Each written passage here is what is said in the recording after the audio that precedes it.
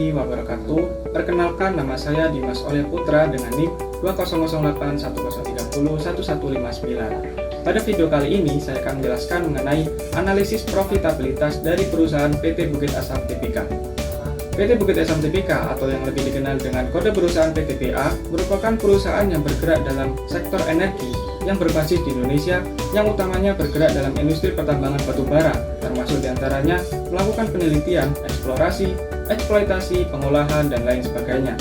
Berdiri sejak 2 Maret 1981 dan termasuk dalam Badan Usaha Milik Negara atau BUMN. Nah, metode analisis yang saya gunakan adalah analisis profitabilitas. Sebelumnya, kita harus tahu nih, apa itu analisis profitabilitas. Analisis profitabilitas merupakan analisis rasio keuangan yang mengukur kemampuan suatu perusahaan dalam memperoleh laba atau profit dengan suatu ukuran dalam persentase untuk menilai sejauh mana perusahaan mampu menghasilkan laba atau keuntungan.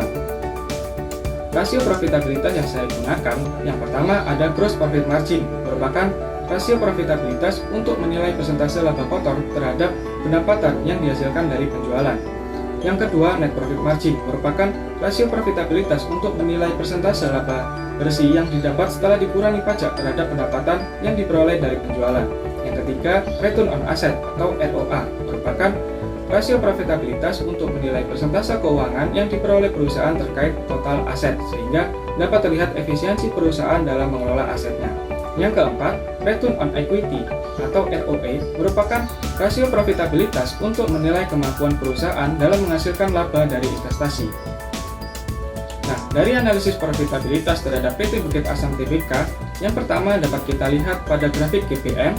Terlihat bahwa GPM dari PTBA setelah tahun 2017 terus menurun hingga di angka 26,36%. Pada tahun 2020, hal ini menunjukkan bahwa terjadi penurunan efisiensi terhadap kegiatan operasional perusahaan di mana erat kaitannya dengan selisih harga pokok pendapatan dengan total pendapatan yang semakin kecil beberapa tahun ini.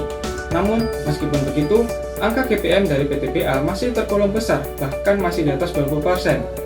Hal ini menunjukkan bahwa PTBA masih efisien dalam kegiatan operasional perusahaan. Kemudian yang kedua dapat kita lihat pada grafik NPM, terlihat bahwa net profit margin dari PTBA 2 tahun terakhir juga terjadi penurunan. Meskipun pada tahun 2018 masih terjadi kenaikan, namun kemudian turun hingga tahun 2020 di angka 13,90%. Hal ini menunjukkan bahwa pada 2 tahun terakhir terjadi penurunan efektivitas perusahaan dalam operasi yang erat kaitannya dengan laba bersih yang dihasilkan oleh perusahaan di mana stabilitas keuangan menurun. Meskipun begitu, NPM PTBA masih tergolong baik. Meski sempat terjadi penurunan, namun masih di angka 10% ke atas.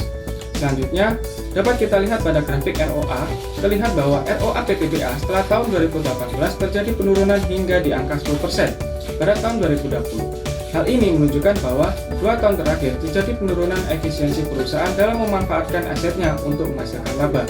Meskipun terjadi penurunan, namun ROA dari PTBA masih tergolong baik untuk sekelas perusahaan yang siklikal karena masih di angka 10%, di mana PTBA masih efisien dalam mengelola asetnya.